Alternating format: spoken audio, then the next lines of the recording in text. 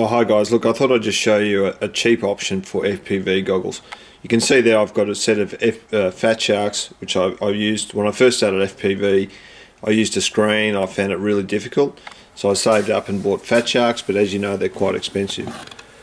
So for guys getting into FPV, here's an idea, and I have to say I've copied some ideas off the net that I've seen, but essentially you can see I've got an old diving mask that I bought at the junk shop for about $2.50.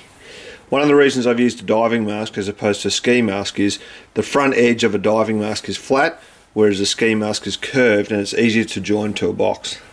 This box here is just a plastic box. It's actually for a scuba diving mask, but you can use any kind of plastic container. And the back here is joined on with just rubber bands, and I'll have a look inside and show you what that's like.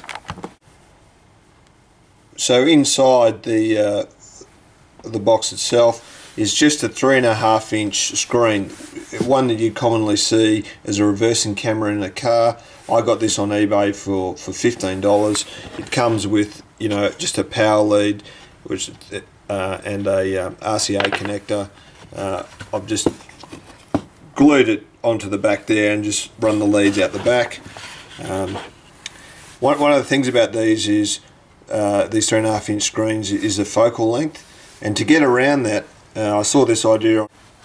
So what you'll see in here is a plastic sheet. It's called a Fresnel lens, and it's a magnifying glass on just a flat sheet of plastic. You'll get them at most bookstores. A lot of old people use them to read books with. It cost me $5.50, and it's that magnifying sheet of plastic which can now make me focus easily on the screen itself. What you can do here is, depending on your focal length, you can, with the foam around it, you can actually drag the screen forward and back inside the box just to get that focal length just about right. One of the other mods I did to the mask was I've cut the nose piece out so that your nose can breathe, otherwise you'll feel like you're scuba diving.